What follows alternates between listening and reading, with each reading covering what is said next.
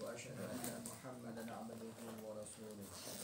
اللهم صل وسلم على سيدنا محمد وآله عدد نعم الله وإفضاله. ربي أعوذ بك من همزات الشياطين وأعوذ بك ربي أن يحضرون.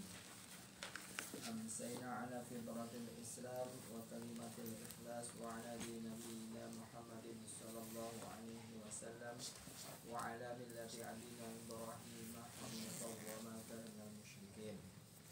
رب اشرح لي صدري ويغفر لي أمري واحلل عقدة من لساني يفقهوا قولي. قال الله تعالى بالقرآن الكريم: الذي خلق الموت والحياة ليبلوكم أيكم أحسن عملا وهو العزيز الغفور.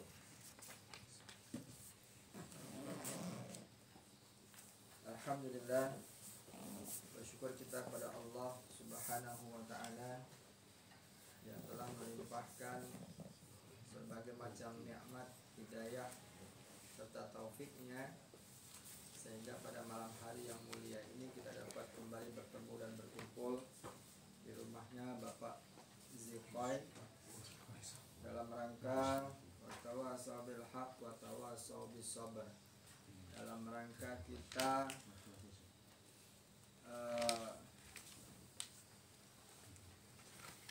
li'illah kalimatillah, meninggikan kalimat Allah di muka bumi ini, dan dalam rangka ketaatan kita kepada Allah Subhanahu wa Ta'ala untuk menjalankan perintah-perintahnya dan menjauhi larangan-larangannya.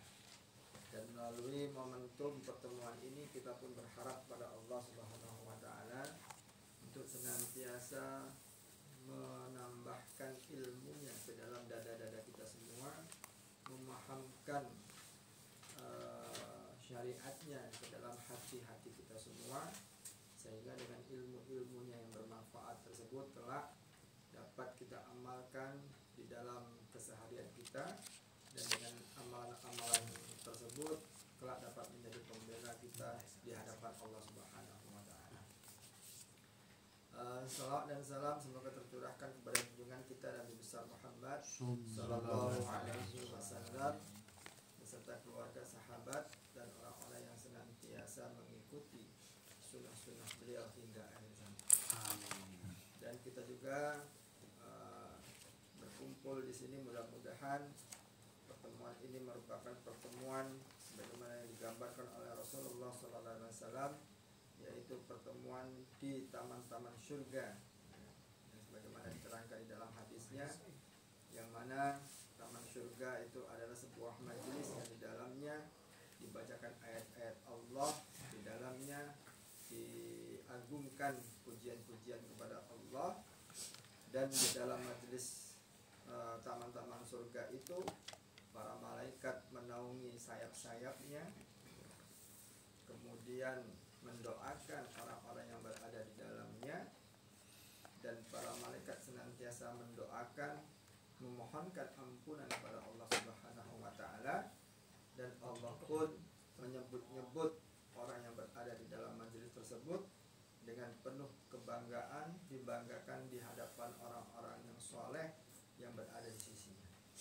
Mudah-mudahan kita berharap pertemuan ini merupakan pertemuan yang senantiasa menjadi kebanggaan kita ketika kita menghadap kepada Allah Subhanahu wa Ta'ala.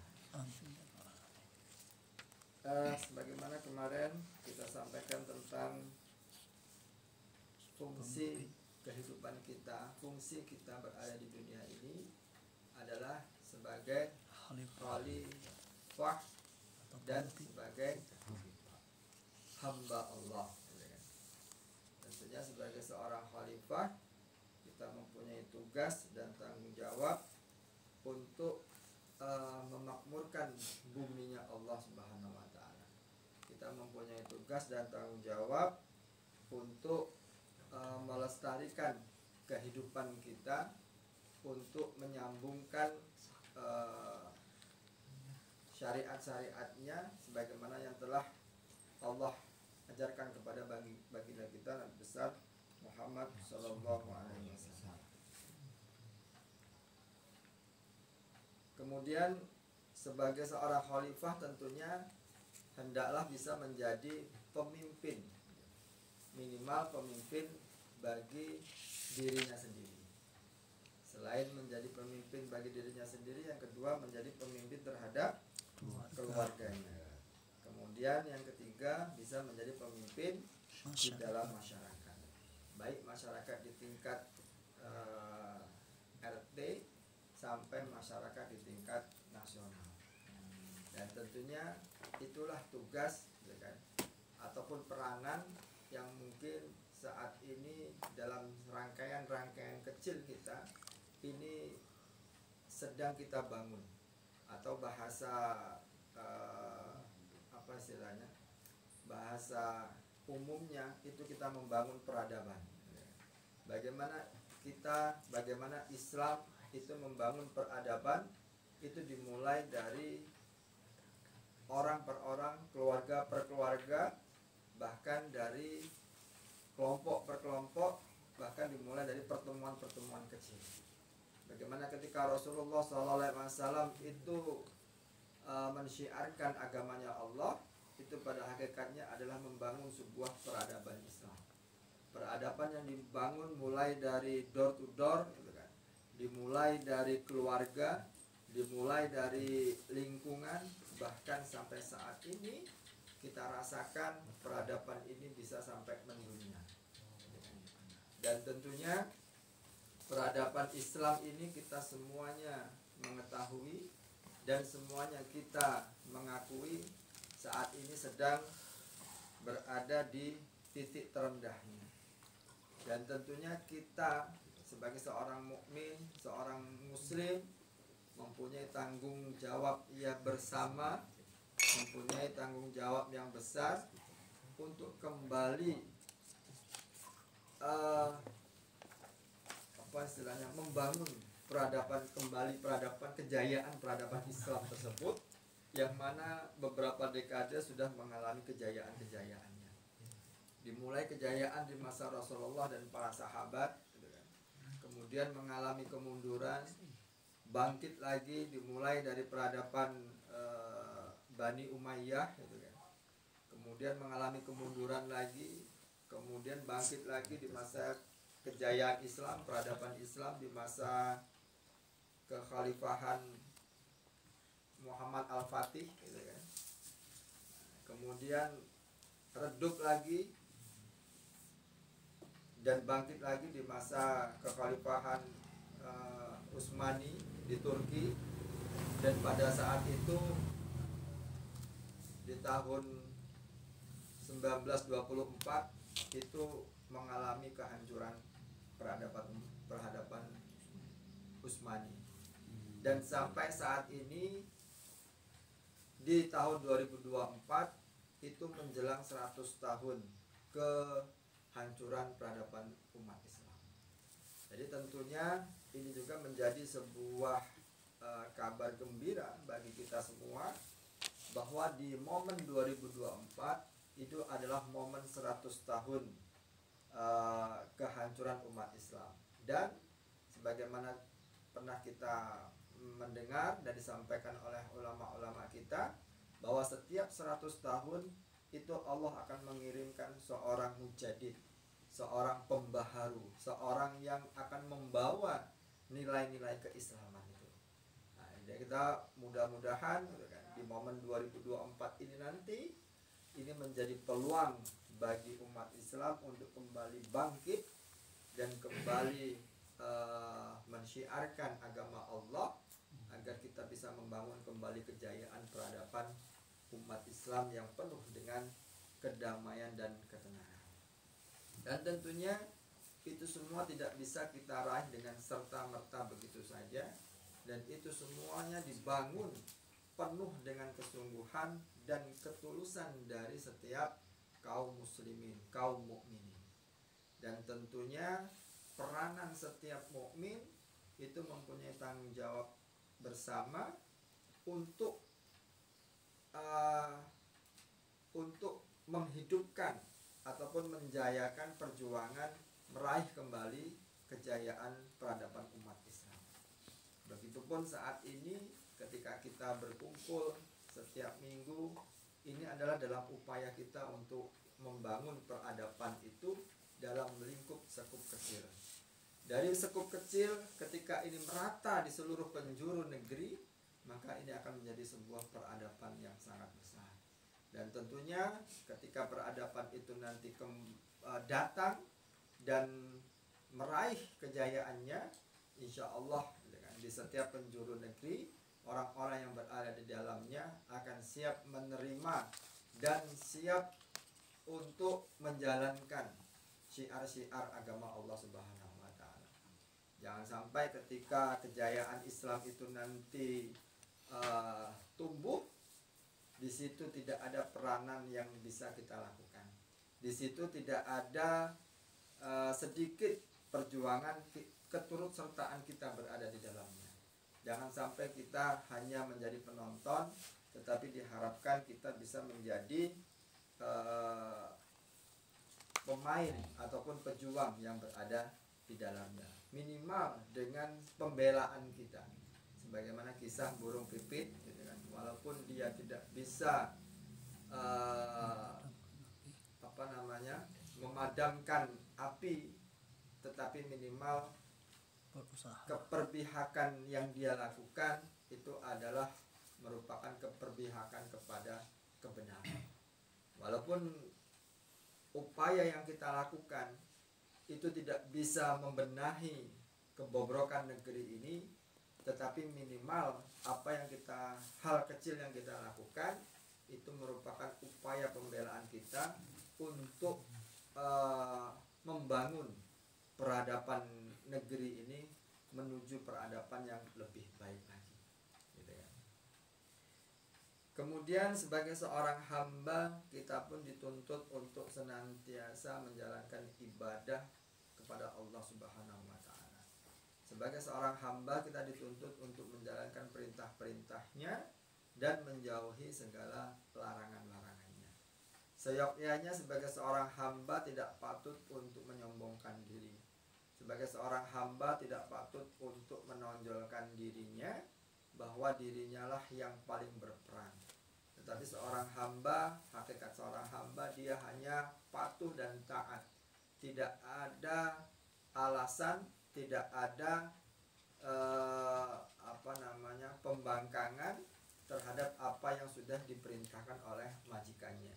Dan majikan kita adalah Allah Subhanahu wa Ta'ala melalui orang-orang pemimpin-pemimpin yang kita yakini, gitu kan, ketaatannya kepada Allah, maka itu pun sudah menjadi kewajiban kita untuk mentaatinya. Ati Allah wa ati Rasul wa ulil amri minkum. Ketika kita mengaku mentaati Allah, maka satu paketnya juga kita harus mentaati Rasulullah dan mentaati para pemimpin. Para pemimpin yang memang pemimpin itu juga melakukan ketaatan kepada Allah Subhanahu wa Ta'ala.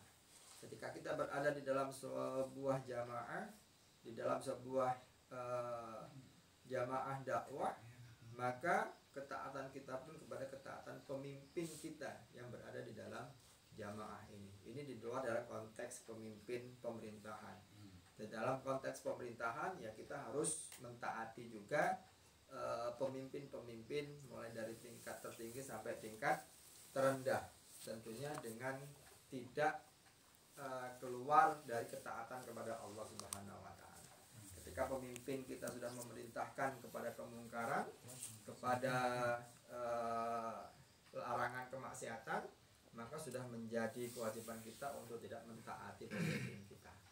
Tetapi dalam sebuah dakwah, di dalam sebuah jamaah dakwah, tentunya setiap perintah, setiap instruksi-instruksi yang diberikan itu hakikatnya adalah upaya untuk membangun kejayaan Islam itu sendiri. Walaupun mungkin perintah itu sesuatu hal yang tidak kita senangi.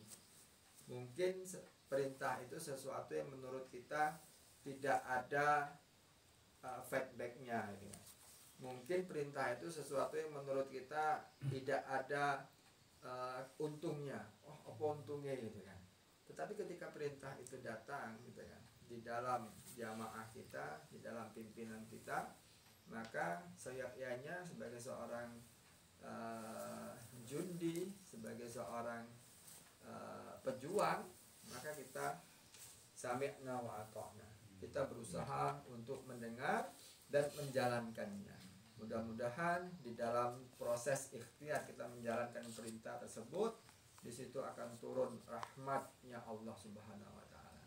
Di situ akan turun keberkahan dari Allah Subhanahu wa taala, minimal keberkahan untuk jamaah kita, untuk negeri kita tercinta.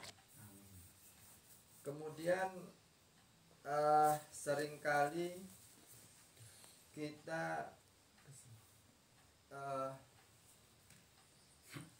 berdoa, berdoa bahkan di dalam sholat kita sampai diulang-ulang doa itu, dan kita baca ihdinas siratal mustaqim di dalam Al-Fatihah gitu kan.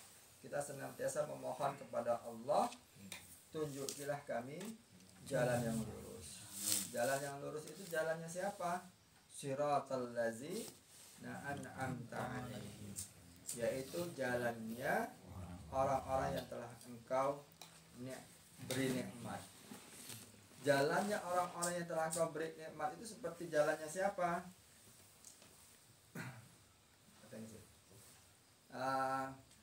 Yaitu jalannya para nabi, jalannya para siddiqin, jalannya para syuhada, dan jalannya para sholihin. Artinya mereka adalah orang-orang yang diberikan kenikmatan oleh Allah Subhanahu wa taala. Artinya kita memohon jalan siratal ladzina an'amta 'alaihim, seperti jalannya para nabi, seperti jalannya para syuhada gitu kan. Seperti jalannya para siddiqin dan para sholihin. Bukan jalannya orang-orang yang engkau murkai.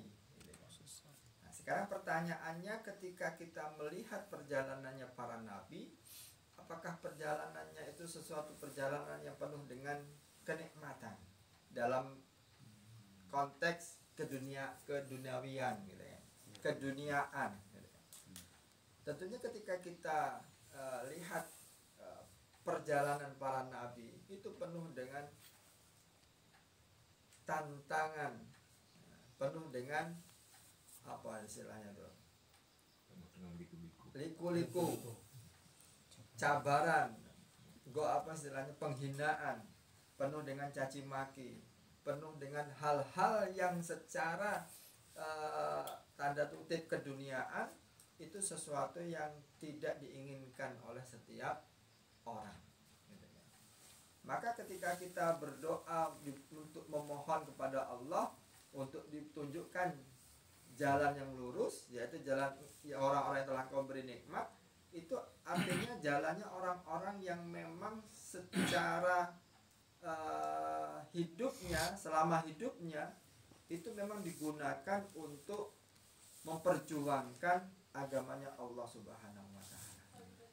Karena orang-orang yang memperjuangkan jalan agama Allah Subhanahu wa taala itu adalah balasannya kenikmatan surga, kenikmatan dimasukkan ke dalam surganya Allah Subhanahu wa taala.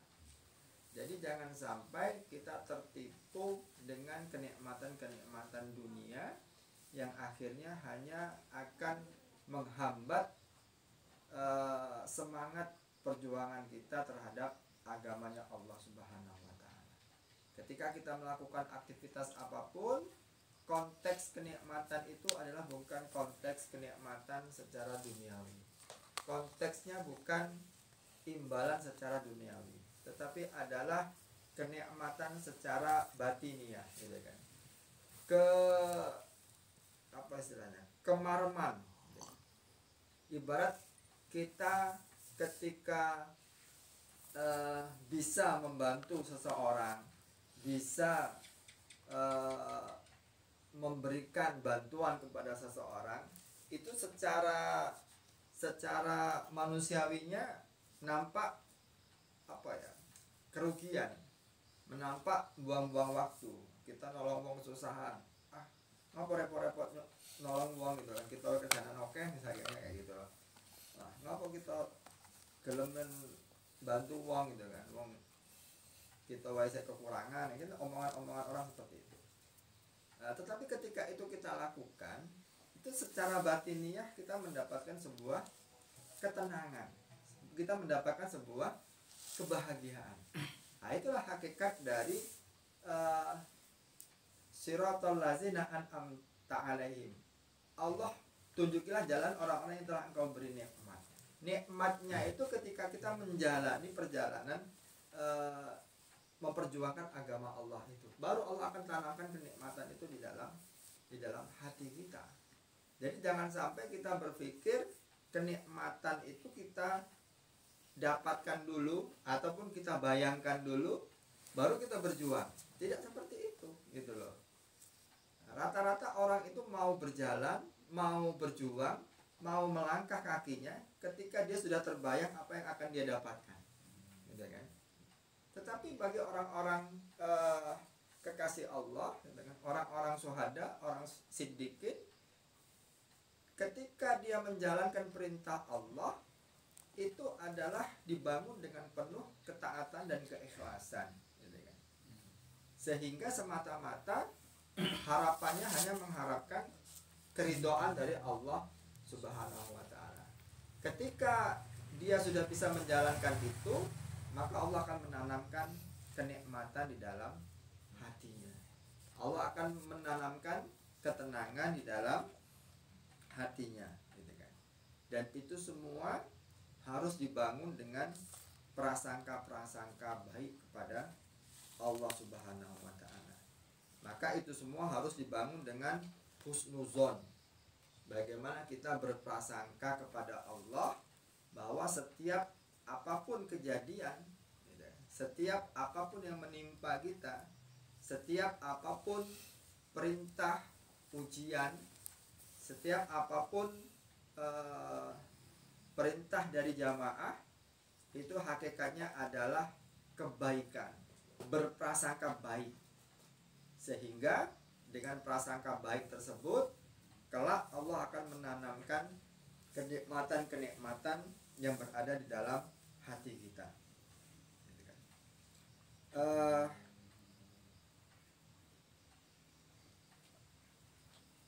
Sebagaimana sebuah hadis atau apa itu kan, bahwa Allah itu sesuai dengan prasangkaan hambanya. Maka ketika kita berprasangka baik, maka Allah pun akan menanamkan rasa kebaikan di dalam hati kita.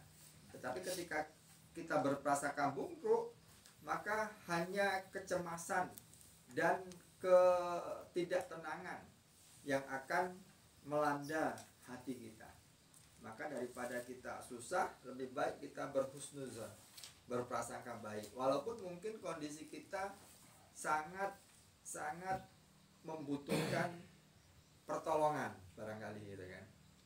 Walaupun mungkin diri kita sangat berada dalam titik mungkin apa istilahnya ya, penuh dengan cabaran ujian, tetapi kita yakin kondisi ini adalah sesuatu yang baik menurut Allah, sehingga diri kita akan mendapatkan ketenangan dan diri kita akan mendapatkan kebahagiaan di dalam diri kita. Kemudian ketika kita berhusnuzon kepada Allah Subhanahu wa ta'ala, para ulama itu membagi ada 4 bentuk husnuzon kita kepada Allah Subhanahu wa ta'ala. Yang pertama itu adalah husnuzon dalam ketaatan. Dalam ketaatan kita kepada Allah, maka kita pun harus dibangun dengan prasangka baik kepada Allah Subhanahu wa ta'ala. Apapun yang diturunkan Allah kepada manusia, itu pasti merupakan aturan yang terbaik untuk dijalaninya. Ketika Allah menurunkan perintah sholat, ketika Allah menurunkan perintah puasa, ketika ketika Allah menurunkan perintah untuk berzakat, haji, itu adalah merupakan sebuah aturan-aturan yang bermanfaat untuk manusia, untuk orang-orang yang beriman. Nah, itu kita harus berprasangka baik. Jangan sampai kita berpikir, oh pola fungsi sholat jika jadi kebahagiaan gitu.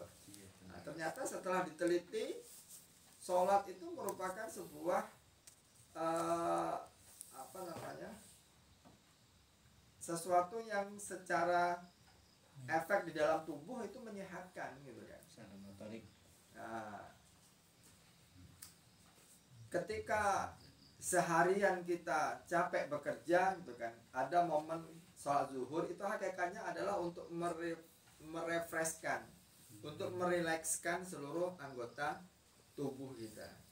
Ketika kita sholat ambil air wudhu, itu akan mengendorkan seluruh saraf-saraf kita dan itu akan merilekskan seluruh anggota tubuh kita. Nah, ternyata memang ada kebaikan untuk diri kita. Nah, ibarat kendaraan itu tidak kepanasan gitu kan. Larang sih, pendingin sih. Istirahat. Seharian berjalan, wah ya. Kalau motor apa istilahnya tuh? Apa kalau kendaraan itu biasanya overhead. Supaya tidak overhead gitu kan. Nah, berhenti dulu sejenak supaya untuk mendinginkan mesinnya gitu kan. Nah, itu hikmah dari perintah-perintah Allah yang Allah perintahkan kepada manusia, khususnya kepada orang-orang yang beriman. Jadi jangan sampai muncul di dalam diri kita prasangka-prasangka terhadap setiap perintah-perintah Allah Subhanahu wa taala. Ketika Allah memerintahkan puasa, ya jangan sampai wah gitu kan. Sakit-sakit dan poso misalnya kan gitu. Begitupun ketika Allah memerintahkan untuk berzakat, itu tentunya mempunyai keutamaan-keutamaan, terutama untuk keberkahan harta kita. Ketika perintah-perintah Allah itu kita jalankan dengan penuh husnuzon, dengan penuh prasangka, insya Allah Allah akan menumbuhkan ketenangan di dalam hati kita dan Allah akan menumbuhkan kenikmatan di dalam diri kita. Kemudian yang kedua, husnuzon yang harus kita bangun adalah husnuzon dalam nikmat Allah Subhanahu wa taala. Nikmat yang diberikan Allah Subhanahu wa taala. Artinya ketika kita diberikan nikmat, kita harus bersyukur, dan ketika kita nikmat itu dicabut, ya kita harus bersabar. Begitupun ketika nikmatnya Allah itu kemungkinan turun kepada orang lain, itu pun juga harus menjadi husnuzon kita kepada Allah Subhanahu wa taala.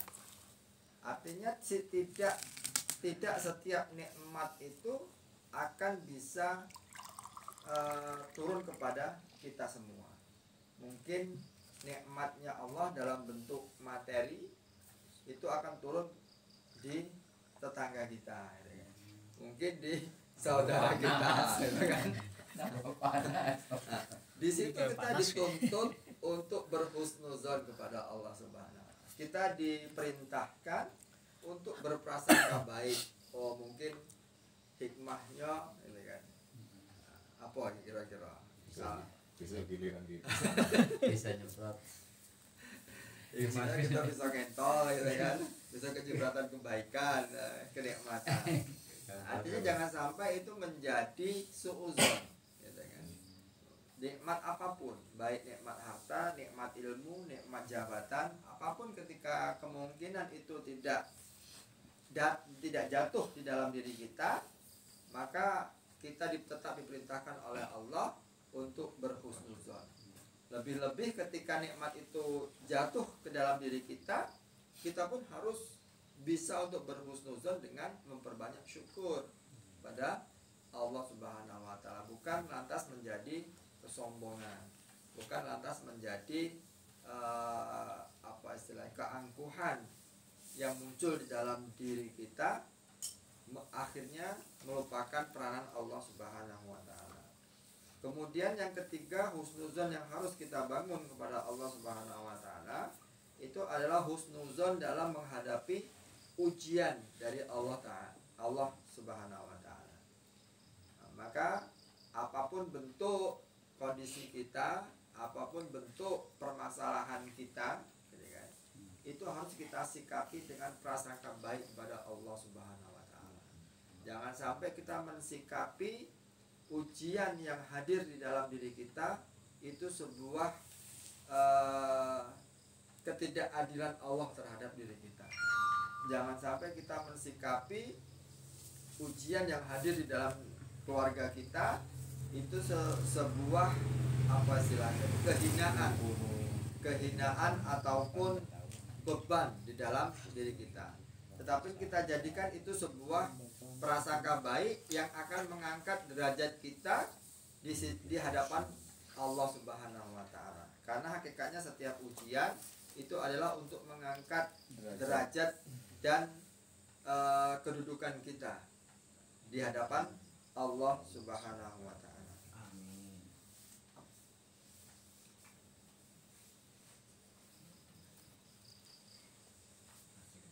Selanjutnya yang keempat itu husnuzon yang harus kita bangun kepada Allah Subhanahu wa taala itu adalah husnuzon dalam melihat ciptaan Allah Subhanahu wa taala. Nah, husnuzon dengan melihat ciptaannya Allah Subhanahu wa taala ini harus kita tunjukkan dengan meyakini bahwa apapun yang diciptakan oleh Allah Subhanahu wa taala itu tidak ada yang sia-sia. Dalam ciptaan Allah Subhanahu wa taala apapun bentuknya itu dalam rangka untuk kesinambungan makhluk hidup, untuk kesinambungan alam semesta ini. Tidak ada makhluk hidup ciptaan Allah sekecil apapun itu tidak ada fungsinya. Tetapi kita berhusnuzon, apapun ciptaan Allah itu merupakan sebuah tatanan yang memang sudah Allah siapkan untuk keberlangsungan rantai kehidupan makhluk hidup yang ada di muka bumi ini. Termasuk walaupun mungkin kita mendapati bentuk saudara kita yang tidak pada umumnya barangkali ya. Jangan sampai kita berprasangka wah itu akibat apa itu mungkin kan, di azab lah mungkin pikiran kita kan, mungkin di dapat laknat atau apa ya. Karena jangan sampai kita berprasangka yang tidak-tidak, tetapi kita bangun di dalam diri kita, apapun kita menemui bentuk makhluk ciptaan Allah itu langsung kita munculkan prasangka baik kita kepada Allah Subhanahu wa taala. Ya manusiawi kadang-kadang kita nengok uang yang agak tidak umum itu kan langsung macam-macam pikiran kita tuh kan, ya kan. Dan saat ini di akhir zaman ini akan banyak sekali nanti muncul makhluk-makhluk yang mungkin aneh-aneh gitu kan. Bahkan salah satu tanda akhir zaman itu kan akan muncul binatang yang melata yang sangat besar, yang apa digambarkan itu ya, apa namanya binatang itu ya, pokoknya binatang itu menyeramkan gitu kan. Itu ada binatang yang menjadi tanda-tanda akhir zaman, kemunculan binatang yang akan menjadi tanda-tanda akhir zaman gitu ya. Dan saat ini pun di berita-berita juga sudah banyak binatang-binatang yang aneh-aneh gitu kan, yang selama ini tidak pernah ditemuin muncul gitu ya. Dan tentunya itu merupakan apa istilahnya, sesuatu yang harus kita yakini ada kebaikan terhadap setiap apapun penciptaan Allah Subhanahu wa taala. Maka ketika kita bisa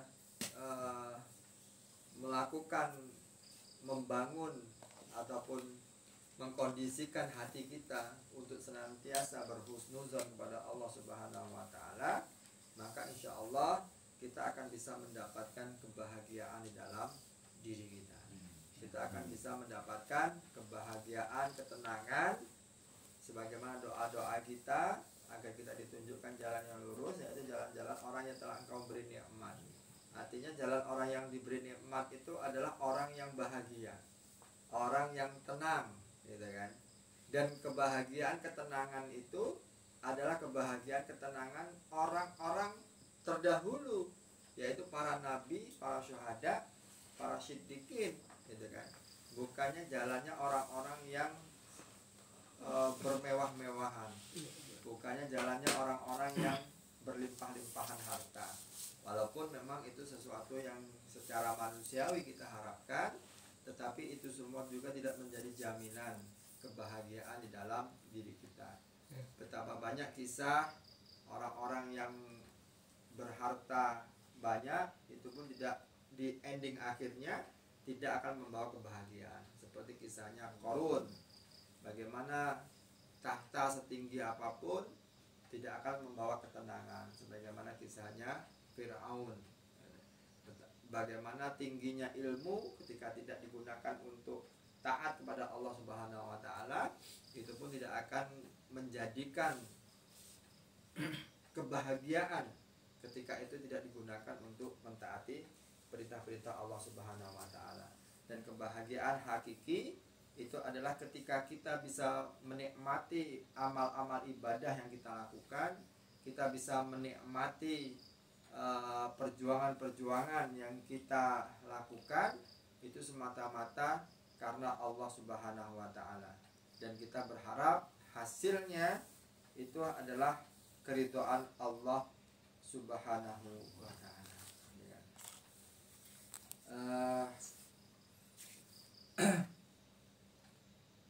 Ketika kita melihat sirah, gitu kan, sirah perjuangan-perjuangan para nabi dan rasul dan perjuangan-perjuangan para sahabat, tentunya mereka menukar kenikmatan dunia ini dengan kenikmatan yang hakiki, dengan kenikmatan ukhrawi, kenikmatan akhirat. Bagaimana para sahabat rela menginfakkan hartanya, bahkan dalam riwayat Abu Bakar itu menginfakkan seluruh hartanya untuk perjuangan Islam, gitu kan. Itu semata-mata dalam bentuk ketaatan dia kepada Allah dan Rasulnya. Dan beliau pun memahami kebahagiaannya itu ketika dia sudah menafkahkan hartanya di jalan Allah, maka muncul kebahagiaan di dalam hatinya. Kebahagiaannya itu tidak bisa dilukiskan, tidak bisa digambarkan dengan kebahagiaan keduniawian. Ketika kita tiba-tiba mendapatkan bonus, misalkan undian sebuah mobil, mungkin itu akan muncul kebahagiaan di dalam diri kita. Tetapi itu tidak ada apa-apanya ketika kita mendapatkan kebahagiaan secara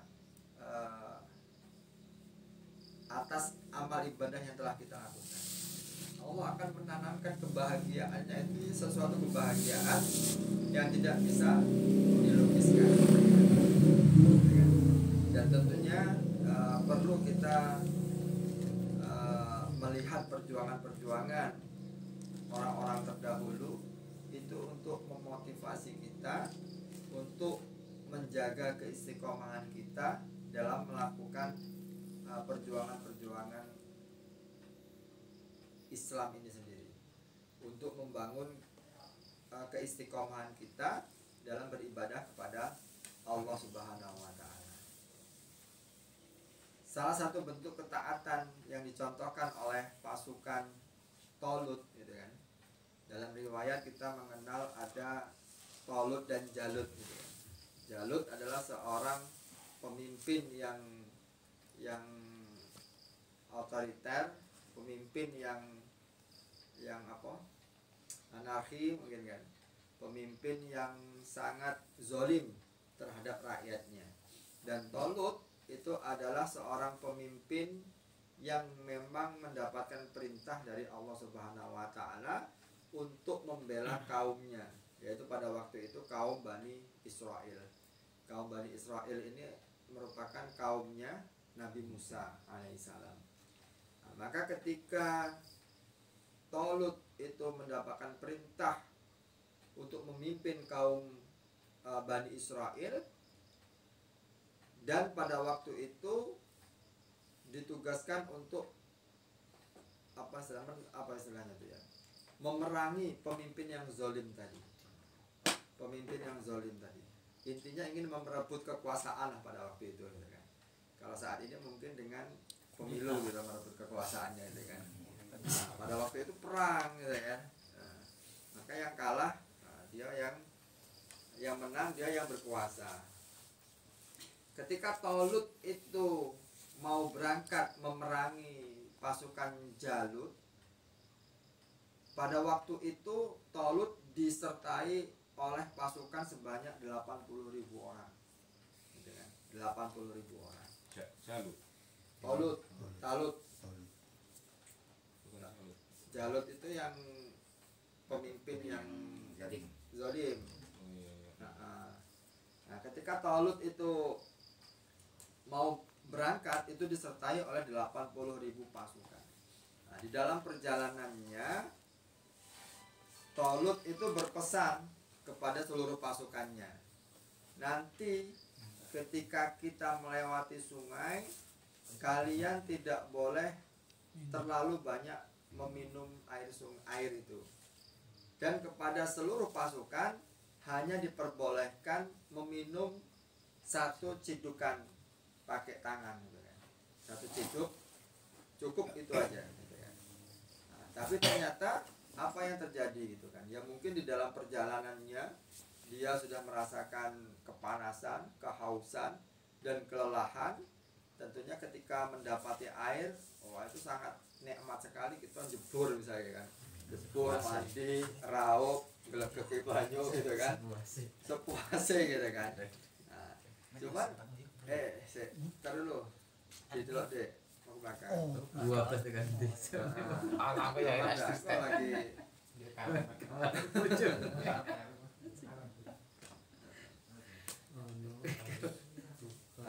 lalu di situ ternyata sebanyak berapa dikisahkan itu ya, 8.000, tinggal 4.000 dia tuh. Berarti sisa yang minum itu sekitar 7.600-an. 76.000. Oh ya, 76.000. Jadi yang meminum itu sekitar 76.000-an. Nah, yang mentaati Talut itu sekitar 4.000-an pasukan yang hanya sekedar minum dengan tangannya saja. Yang lain itu lah tidak tahan lagi gitu kan. Nah, tetapi di situ intinya adalah bukan tahan tidak tahannya, tetapi di situ ada ketaatan dia kepada pemimpinnya. Nah, seringkali perintah pemimpin itu sesuatu yang secara nafsu itu agak bertentangan gitu ya. Tetapi ketika itu dilaksanakan, insya Allah itu akan memunculkan ketenangan dan kenikmatan di dalam diri kita. Ternyata orang yang berlebihan ngambil air, bahkan sampai jeburkan, itu dirinya tidak pernah merasa puas, tidak pernah merasa hilang rasa hausnya. Justru semakin dia banyak minum, tambah haus. Semakin dia jebur, tambah panas kayak gitu kan. Beda dengan orang yang hanya secukupnya itu saja. Ternyata orang yang hanya mengambil secukupnya itu Allah berikan ketenangan dan hilang rasa hausnya, dan hilang rasa kepanasannya, hilang rasa lelahnya. Nah, itu hikmahnya gitu kan. Jadi bukan banyaknya yang bisa yang bisa menghilangkan seluruh dahaga, tetapi adalah ketaatan kita kepada perintah pemimpin yang memang dia juga taat kepada Allah dan Rasulnya. Kemudian dalam perjalanannya 4.000 orang ini berjalan sampai berhadapan-hadapan dengan pasukan Jalut. Pas pada waktu berhadapan dengan pasukan Jalut yang berjumlah 100.000 orang, 4.000 orang ini gentar, gitu kan. Sebanyak berapa itu? 3.000, pokoknya tersisa itu 300, dalam riwayat itu 313 atau ada yang mengatakan 320. Berarti sekitar 3.700-an kurang itu pada balik belakang karena kegentaran di dalam jiwanya, di dalam dirinya. Ketika dia berhadapan dengan musuh yang berjumlah banyak dengan peralatan lengkap, dengan apa istilahnya itu, kesiapan yang luar biasa, itu menggentarkan hati pasukan Tolut, dan hanya tersisa 313 orang. Tetapi qadarullah, disitulah Allah ingin menguji setiap ketaatan seorang hambanya terhadap janji-janji Allah Subhanahu wa Ta'ala. Ketika Allah berjanji akan memberikan kemenangan kepada orang-orang yang beriman, ketika Allah berjanji akan memberikan kemenangan kepada orang-orang yang taat dan yakin kepada Allah Subhanahu wa Ta'ala, tentunya tidak akan dilalui dengan serta-merta tanpa tantangan dan rintangan, gitu kan. Itu semuanya adalah bentuk ujian yang ingin Allah tunjukkan sejauh mana tingkat ketaatan dan keyakinan orang-orang beriman itu kepada Allah Subhanahu wa Ta'ala. Ketika bersisa 330 orang pasukan Tolut tadi menghadapi pasukan Jalut, ternyata pada waktu itu disepakati tidak perang secara apa istilahnya, perangnya tidak langsung gerilya, tetapi disepakati siapa yang paling terkuat di pasukan si Jalut berhadapan dengan satu orang terkuat di pasukan Tolut. Nah, pada waktu itu dari pasukan Jalut dimunculkan, digambarkan itu perawakan orang itu sangat besar, tinggi dan menyeramkan, gitu kan.